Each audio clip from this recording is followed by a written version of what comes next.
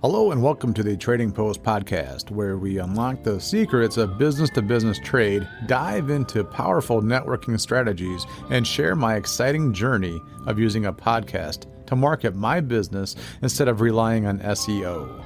I'm your host, Trader Stu.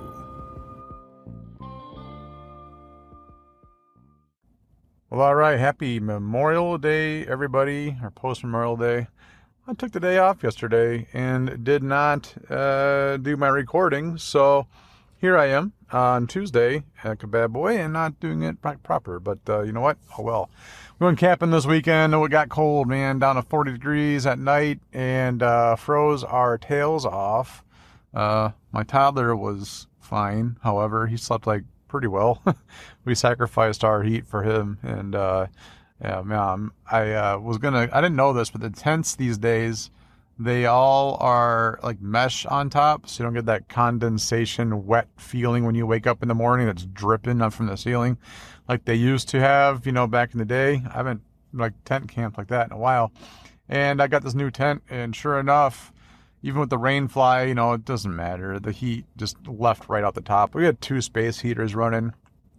I don't know how cold it was in the tent, maybe in the 50s or 60s. Probably not 60s, probably 50s in there. So it wasn't hypothermic. It was just slightly uncomfortable. So, but lesson learned, that tent is for summer, I guess. And then the other one that we have is for when it's cold, spring and fall. We have 2. And I was actually on the phone on Memorial Day, on Monday, to see if they had any sales for trailers. I was looking to see about buying one because I was like, well, there goes that. Because I had promised myself I would never tent camp again after I got out of the military and did all my deployments. And actually last year was the first time we went, and I didn't even showers. I refused to do the public showers because I got just burned out with that from all the deployments I had. And then it actually ended up annoying me not showering because it's just you're outside all day, you go to the pool, you got chlorine on you.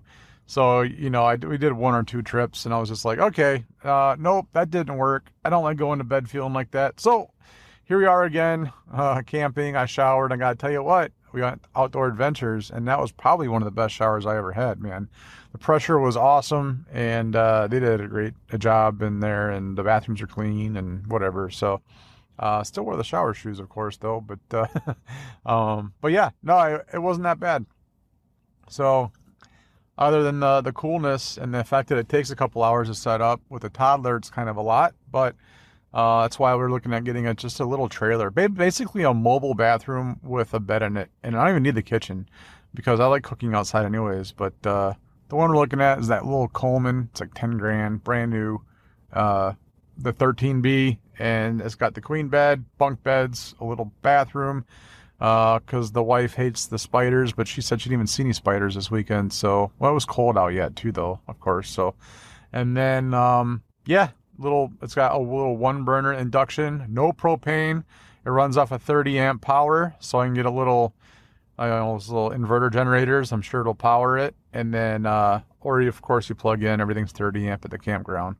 So I like that. Everything's electric, no gas, and you don't have to worry about filling up propane tanks and running out of propane and all that stuff. So at any rate, well, I have to go look at it, except for the size. But anyway, let's get to it. This episode brought to you by the Michigan Renaissance Festival. Check them out this summer/fall. And of course, the Metro Trading Association, which is where I work. That's what feeds me and enables me to make podcasts. And the whole reason for making a podcast in the first place was for Metro Trading Association. If you're into growing your business, barter and trade, man, that's where it's at, right? And then, of course, networking with kids. It's my own little side gig I did for... You ever want to network and you got kids and you can't network after hours because you have the kids? Well, here you go. If you're in the area, stop by. We're at the Jungle Java in Clinton Township off of Hall Road there. And we meet first Thursday every month and network with the kids. Bring in the kids, let them play basketball, run through the tunnels while the adults watch, talk, chit-chat, trade business cards, etc. So far, so good. It's been about half dozen to a dozen folk or so showing up every week, every month. And every time we meet, it grows by a couple more people. And the kids love it. Actually, the kids are what makes the parents come, from what I've been told. The kids count down to how many days left, until they can go to Jungle Java again. So it's been working out. All right, let's get to it. Today, I wanted to talk a bit about AI and how to leverage that for your business. If you're in the business, that's me, and I think most people probably are in the beginning of their quest, or if you're in sales in general, you're doing this all the time anyways. And that is the dreaded cold calling. Yes, you have to cold call to drum up business. You have to hit the phones, hit the streets, door knock. You can't just live off of networking. At least I can't, because, the volume is just not there. I still do it, but it's a supplement to cold calling. So, with me being the only rep in the company, back in the day, I guess they had 7 or 10 reps and I think 8 brokers or something like that, they said back in the 90s. But nowadays, it's, as you all know, it's hard enough to get people to show up to a job that people want to do, let alone, you get the hustle in the sales world, and it's just a high turnover. It always has been. I've been in sales my whole life, and it's always been a revolving door.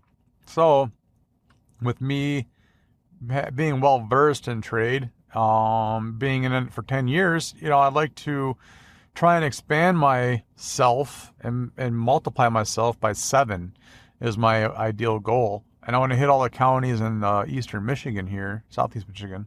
And then Toledo, Ohio is where we are too. And I live in Metro Detroit. And Metro Detroit is huge. It's a big area. So I focus on the north/east, maybe northeast corridor of Metro Detroit. And, our members are asking me to venture out to Genesee County, which is in Flint area.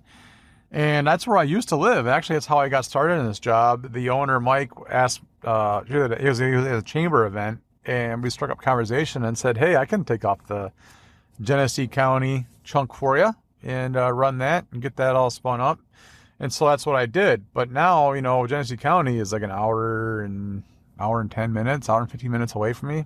So it's a good hike to roll up there. And even to call up there, it's hard, to do that. So, because I am pretty well planted in the area down here in Rochester, Clinton Township area, southeast, Macomb County. So my idea was to multiply myself into Genesee County, Macomb, Oakland County, downriver, Detroit, east side, maybe west side, Brighton area, Toledo, it's like 7 right there, I think I just named off. And just have AI, like a calling feature, set me some appointments, because that's all I really need is someone just to pre-qualify businesses and see what their interest is in joining a group like ours. And we used to have a appointment scheduler back when I was here in 2003, 2004. His name was Kevin. And this guy would just hit the phones all day, dude. He would crank them, and we'd give him a pamphlet of numbers, and he would just sit there and he'd crank them and get it done and set appointments for us. So I would like to do that without having to pay somebody, or have the company do that without having to pay somebody, because, there's going to be a turnover. There's a little bit of a training time on what we do, how it works, and all that thing, of the nature. So if I can program a computer, hey, here we are, right? So I leased or bought credits for, it's Callin.io. It's called CALLIND, or .io. So, and I don't know if I'll post a link in the description. It doesn't really matter. I'm not exactly sponsored by them anyways. And actually, I thought about trying to cancel it. I bought credits and then realized that I had this, the wrong perception in my head of what this was going to do for me. And I thought it'd be more of a conversational style, smarter than a prompt system. But really what's happening is it's robo dialing. And I don't know. I haven't got an appointment yet for it, but also didn't do more than 22 numbers. And the 22 numbers that I had to program, for some reason, it didn't call properly. Oh yeah, that's right.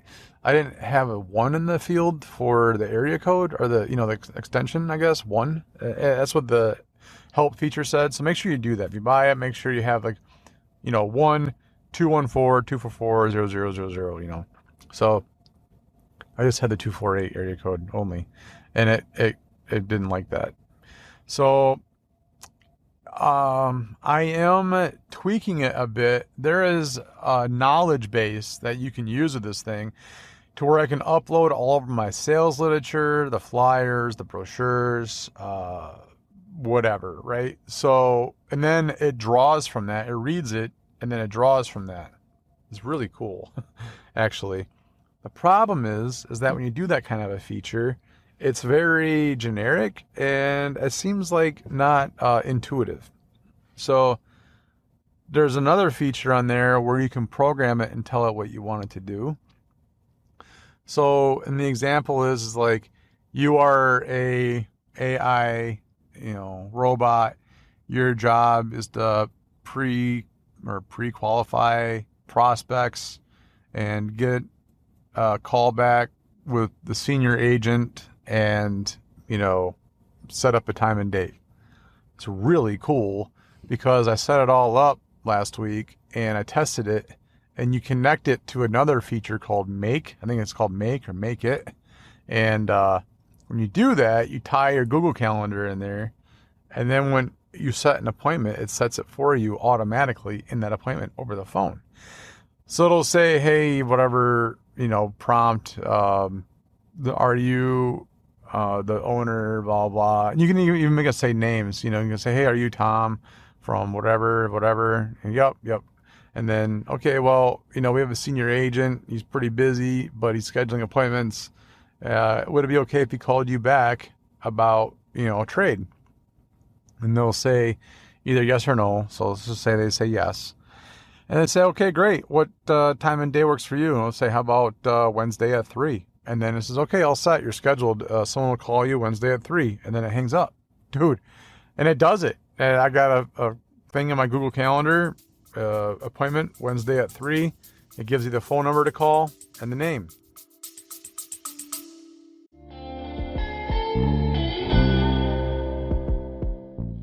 This episode of the Trading Post Podcast is brought to you by the Michigan Renaissance Festival, happening weekends of August 16th through September 28th in Holly, Michigan. Step into the 16th century village of Holly Grove, where you'll find 17 stages packed with musicians, magicians, jugglers, and full contact armor jousting. Explore over 100 artisan booths for unique handcrafted treasures, and enjoy a wide variety of food from classic turkey legs to pub fare and international dishes. Each week features a different theme, like Pirates and Pups, Highland Fling, and Viking Invasion, so there's always something new to experience. Don't miss the new House of Dragons pub, high-flying rides, and the enchanting Mermaid Barbie this year. For tickets and all the details, just tap the Michigan Renaissance Festival link in my Linktree at linktree/TraderStew. Join the revelry thanks to the Michigan Renaissance Festival for supporting the Trading Post Podcast. It's awesome. Now, I just need to get it to shorten it down a little bit because, people don't have patience for these things, right? So I'm trying to get it to say, hey, I know I'm a robot, it's annoying, but, I don't know, I'm an AI, maybe something like that, and just kind of be forthright with it and just say, Stu's the only agent in the area right now. Can he call you about trade? Because, members are looking for, usually when I call, it's like members looking for, let's just say, a locksmith. So then I go into A to Z databases, which is like a feature on our library, and it gives you all the databases that are, networked for the, what do you call it? The database, the A to Z, I don't know what you call it. But LLC, that's what it is when I register for that. So there's that. And, but yeah, so I have high hopes for it. I hope it works. And even if it can schedule me an extra appointment a day, just to, I guess 5 a week is good. just to have it. But the problem is you got to load the numbers into it. So it calls, I think, up to 50 or 52 per pop. And the amazing thing is, though, is it does that in seconds. I think you can set it up for, I did 12 minutes was the longest I let it talk for. And you buy so many minutes for $30 you get, I think it's 3.5 hours is what it calculates out to of talk time. And so then, yeah, if it rings, they don't answer, it don't charge you, and it charges by the second instead of by the minute. So it doesn't round up apparently. And yeah, so far, I have high hopes and hope it works, but I'm slightly pessimistic about it because I just don't think it's going to be that easy. But if it is, I'll take it. But yeah, the best way that I drum up business, I know people hate it. It's cold calling. It's just you get a bunch of numbers and you say, hey, are you looking to expand some business? Can you take on some more business? You want to join our group? And we'll, we exchange referrals, and it's not like it's a hard sale. I ask for no money up front. We don't get paid until they get paid. The application fee is $400, but I can usually waive that out to a little bit, like 90 days out or a year out, or sometimes depending on how bad they're needed. If I can get them business right away, I can try and waive that fee. But it's not, even then, if you pay the $400, you can spend that money right away. So it's not like you're really out. You can spend that in trade. And then if I don't get you the business within the first year, boom, you get your money back. Minus whatever you spent, of course.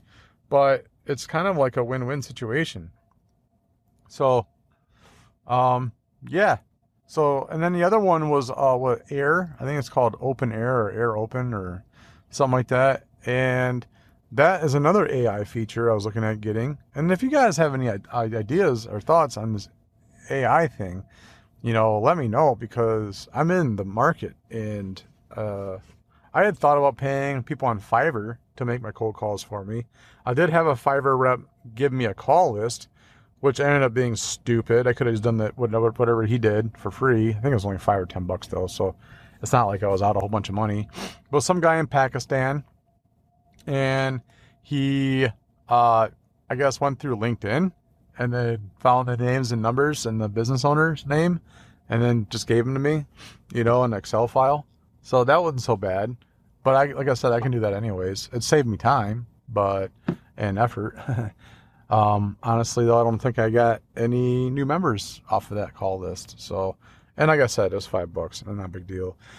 I can usually tell by certain things if I know that a number is going to be a good call, generally, and then just by how long they've been in business, what they do, how much business I have for them, and things like that. So there's that. But yeah, I don't know. We'll find out. All this may be in vain anyways, because today is May 27th, and supposedly there's going to be a big event today that is going to mark, some world thing, I guess. I don't know. I guess Russia hit Ukraine with 330 drones, and everyone's ticked off about it. So maybe that was it. I don't know. But yesterday it was 300. So I can't exactly say that was a huge event, but whatever. I am always looking out for I like the fear-mongering thing, I guess. For the prepping and camping and trailers and all that stuff. I was in the Air Force and I was in survival school, so there's a little part of me that says I'd like to kind of try and use that again one day. So anyway, maybe it's with AI, maybe it's not. Maybe AI will make me do that. Maybe it's the whatever. So you know what? I promised I would, in my review of this coffee maker that I bought, and I wish I was sponsored by GE. I really do. And when you use a product that is just stellar in performance and delivers, you gotta spread the word, man.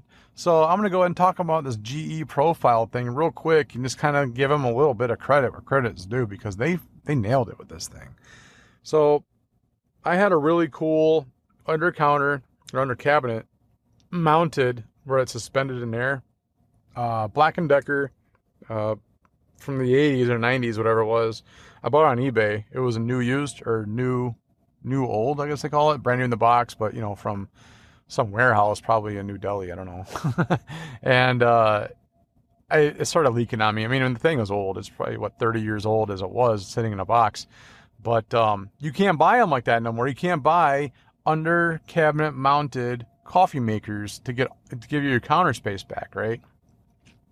So I was like, what the heck? I'll try it. It was like, I don't know, $100, $135 or something like that for this thing. And I used it like I use it every day, twice a day, so it owes me nothing, I guess. So then after that, it started leaking. Then I went to pour over. I used to do French press. Now I'm back to pour over. Did pour over, and then it just ended up being a thing where I got impatient with it, and it kept overflowing on me, and the beans kept spilling onto the countertop because I overfilled it, and I got these new filters, blah, blah, blah, blah, right? So I was like, all right, I'm done with this thing. So then my wife talked me into, why don't you just buy a nice coffee maker? My God, man, you drink coffee every day. You go to bed so you can have coffee sooner, right? I literally wake up. The reason why I wake up is for coffee sometimes. It's like my gig, man. So she's like, you enjoy coffee, so just buy a nice one. I'm like, oh, man, I don't want to spend if you ever go to Sur La Table or whatever it's called, they have $3,000-$4,000 coffee makers. And I was like, see, my benefit is I don't like cream. I don't like the sugar. Sugar's okay, but it can be too much. And then I miss the bitterness. So I don't like creamer, froth, foam, flavorings. I don't like flavored coffee. So when I had a Keurig, I didn't use the Keurig for what its intended purposes was to try a new flavor every morning. I bought the same thing because I just like pure black coffee. That's it. And my favorite, of course, is Kona, which is wicked expensive, but I digress. Yeah. So I asked Perplexity AI, and I said, hey, what's a coffee maker? I wanted to be able to oh, by the way, the feature of the turn on and brew feature, it doesn't work for me because I don't sleep. So having it start every morning at 6 a.m., I never utilized it. I would do it, but inevitably I'll be up at 4 o'clock in the morning. So I would just bypass the feature and turn it on anyways, And then when it was on, I forgot about it because whatever, it's the weekend and maybe I got to sleep in or left the house and went and did chores outside and I forgot about it. You know what I mean? So I just never used it. So I wanted something that I could turn on with my phone with an app. And that way I could wake up in bed, turn over, hit it, turn it on, and then I got coffee by the time I get downstairs. And then I wanted something that can do, I like the fact that you can do a single brew without having to use pods. That's neat. And then also the reusable baskets, but I don't like that because I think that makes a huge mess. So even though they're reusable mesh baskets, I end up using the filters anyways, just to help with the cleanup effort. And then, what else? I forgot. Oh, and it had to have a grinder built in, like a burr grinder, right? Okay. And so the AI turned me on to, in 2 or 3 different searches, the same one that fit my exact needs, which is the GE Profile, man. The Profile, dude, they nailed it. It's got this thing, I never heard of this, the SCA, the something Cup of America Association. It's a gold standard coffee group that I guess certifies coffee makers for their ideal standards. And so it's called gold. And the style of coffee that you drink. There's like light, gold, medium, dark, and then very dark or something like that. So I was like, okay, cool. So I tried it, and this thing is phenomenal, dude. Best cup of coffee ever had. I'm still playing with it. There's 6 different grinder settings with the burr grinder, and I can't really find the difference. What you got to do is line them all up, do all 6 shots, taste them, and then have your comparison all up front. But over the course of the week that I'm trying to adjust these settings, I forget about yesterday, man. I don't remember what it tasted like. I thought about writing it down, but I'm no connoisseur. Anyway, then you can adjust the grind time by -2 seconds or +2 seconds. And then you can adjust the bloom time, which is, I think, 0 up to 30 seconds, which is the bloom time if you don't know, if you have fresh ground beans, once you squirt or spray a little water on the beans, they fluff up because the carbon dioxide is escaping from the beans. Then they settle back down again. So you can adjust that time, the bloom time. And I think the gold standard from what I read was 20 seconds. There's no for some reason you can't adjust that on the gold. It's just everything's all locked in. So but I wanted to know where I was starting with when I want to play with it. Like, what do I like? With the bloom time of gold, I think it's 20 seconds. And then where do I want to adjust it? And then there's another one. Strength settings. Oh, brew temperature. I think all the way down to 185 to 203, I think is the highest this thing can do. And the gold standard is 200. I'm talking a lot about a coffee maker that I'm not even sponsored by. But I got to tell you, if you're into coffee, get this profile thing and start messing with it. It's fun. I got to get off this whole gold thing and start playing more. And the bloom time, I did once. And then, like I said, I got to have it all in front of me, though. And then where do you start with? Do you start with the grind? Size, I think, at first, and then the brew time, then the bloom time, then the strength. I mean, it's very overwhelming. So I just like that there's that gold standard that is supposed to be the best coffee, temperature, time, grind, all of that, like that the standard is. So anyway, that's where I'm at with this whole coffee maker. I went on for 7 minutes about a coffee maker. I'm not even getting paid for it. But if you skip through, you made it. Cool. If not, now you know all about this GE profile and that you should try it. $400 though. Be careful. I think it was $380. If you want the stainless steel one, you got to get it on Amazon. It's an Amazon exclusive. The one, it's black. So I got the Amazon, $380, $402, man, with tax and all that stuff. So then $400 on a coffee maker. But you know what? I drink half a pot a day, so I love it. Again, check out Michigan Renaissance Festival. I'll be giving away tickets hopefully soon, and then we will go from there. All right, whatever you do, be good or be good at it. The thoughts and views expressed in this podcast are solely those of the host and do not reflect the official policy or position of Metro Trading Association. Although the host is an employee of Metro Trading Association, this podcast is intended to educate entrepreneurs on the benefits of professional trading regardless of their location. Additionally, the host reviews various pieces of camping gear due to the Association of Trade, Barter, and Prepping.